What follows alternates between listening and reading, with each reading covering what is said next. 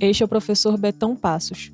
Ele é um homem pardo, de cabelos castanhos escuros, lisos, com corte militar. Seus olhos são castanhos escuros, ele possui um relógio ao braço esquerdo. Está usando uma camisa polo cinza em frente a uma parede verde. Ao seu lado esquerdo, a televisão interativa. Seja bem-vindo ao Preveste UEA. Eu sou o Betão, teu professor de física, e na aula de hoje nós vamos falar sobre as leis de Newton. Vamos à questão? Questão número 1. Em maio de 2017, o Brasil lançou para o espaço o satélite geoestacionário de defesa e comunicação estratégicas, que orbita a Terra, sempre voltado para o território nacional, como mostra a figura. Considere que a massa e a força gravitacional a qual esse satélite está submetido são aproximadamente 6.000 kg e 1.200 newtons. Nessas condições, a aceleração da gravidade na região da órbita desse satélite vale aproximadamente...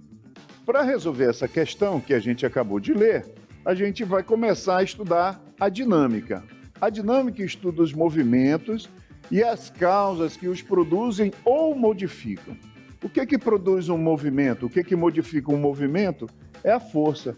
Porque a força produz a aceleração, beleza? E a aceleração produz o quê? A aceleração produz mudança de velocidade, perfeito? A aceleração, produz variação, mudança de velocidade, perfeito? Então, a dinâmica estuda o movimento dos corpos e as causas que podem produzir ou modificar esse movimento. O que pode produzir ou modificar um movimento? A força.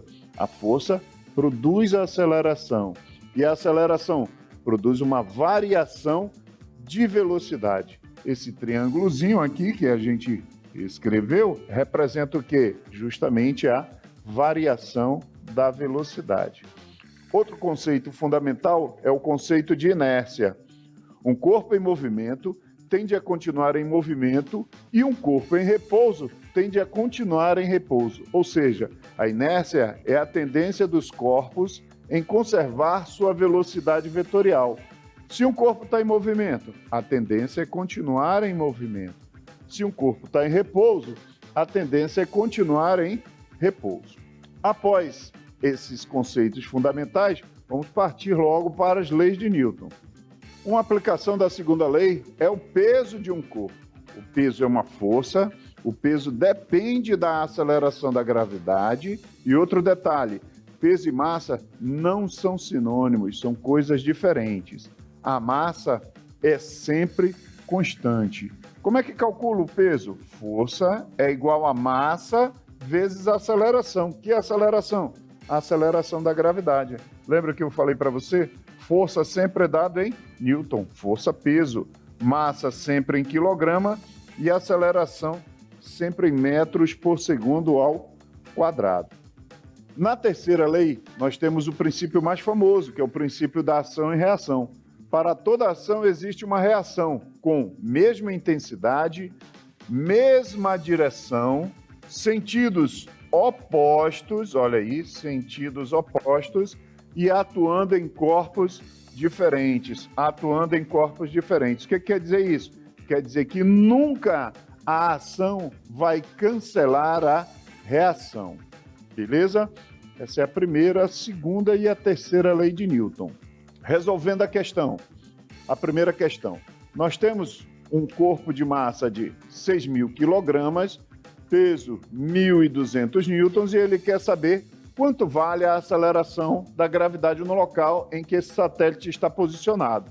A gente vai substituir simplesmente o peso 1.200, a massa 6.000 kg e o G vai repetir. 6.000 está multiplicando, vai passar para o outro lado, dividindo.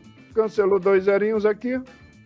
12 dividido por 60, 0,2 metros por segundo ao quadrado. No local onde o satélite está posicionado, a aceleração da gravidade é 0,2. Só a título de curiosidade, a gravidade na Terra vale quanto? Aproximadamente 10 metros por segundo ao quadrado. Beleza? Vamos agora para a segunda questão. Para demonstrar o comportamento de uma mola mediante o aumento da intensidade da força que a tensiona, um professor usou uma espiral de caderno, um pequeno saco plástico e moedas idênticas de peso P, medido em Newton. Esse professor amarrou o saco plástico em um extremo da mola e enganchou o outro extremo num grande parafuso que já estava preso à moldura da lousa.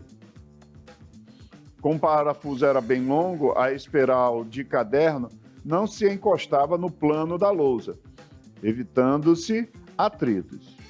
Antes de qualquer ação, ele marcou com giz na lousa a posição do ponto de junção entre o saquinho com a espiral do caderno. O professor começou a experiência acrescentando gradativamente no interior do saco plástico uma moeda por vez, anotando a cada moeda acrescentada o tamanho da deformação total obtida na espiral do caderno, em relação à primeira marcação feita na lousa. Esses valores possibilitaram a criação da seguinte tabela: uma moeda, 0,04 metros, duas moedas, 0,08 metros, três moedas, 0,12 metros. Sabendo que os dados da tabela foram obtidos para condições de equilíbrio, ou seja, quando a força da mola se iguala à força-peso das moedas, o valor da constante K da mola em função de P é, como vimos, a força da mola é igual à força-peso. A força da mola, vamos calcular com a lei de Hooke. Força-peso, acabamos de estudar como é que calculava. Força-peso e a força da mola, Kx igual ao peso. Vamos lá, K eu não sei, o X é a da deformação, 0,04. Quantas moedas? Uma moeda. Beleza? Então vai ficar 1P dividido por 0,04. 1 dividido por 0,04 vai dar 25P. Essa é a nossa constante da mola. Letra D, 25P. Perfeito? Vamos à próxima questão. Em um passeio de triciclo, um ou dois passageiros podem ser conduzidos e levados pela força de um ciclista. Quando o triciclo não está levando passageiros, sua massa mais a dos ciclistas equivalem a 100 kg. E para mover esse conjunto em linha reta e com a aceleração escalar constante de 0,2 metros por segundo ao quadrado, é necessária uma força resultante de intensidade F. Considerando que um passageiro de 60 kg suba no triciclo e que agora o conjunto formado por triciclo, ciclista e passageiro seja movido com a mesma força resultante constante de intensidade F. A aceleração escalar constante desenvolvida será de aproximadamente... Então, já vimos que a força resultante vai ser a mesma. Força resultante é igual a massa vezes a aceleração. Primeiro, só o ciclista e o triciclo. 100 vezes 0,02, que é a sua aceleração. 100 vezes 0,02, a força resultante é igual a 20 newtons. Beleza? Força resultante é igual a massa vezes a aceleração. Massa total vezes a aceleração. A massa total agora vai ser do triciclo, ciclista, e do passageiro, que é de 60 kg. Então a gente vai ter 20, que é a força resultante, dividido por 160. Vai dar quanto? 0,125. Esse valor é aproximadamente 0,13 metros por segundo ao quadrado, que nos mostra na resposta de letra C. Na aula de hoje, nós vimos as leis de Newton e a sua aplicação, beleza? Assuntos importantíssimos para o nosso vestibular da UEA. Siga o Preveste nas redes sociais.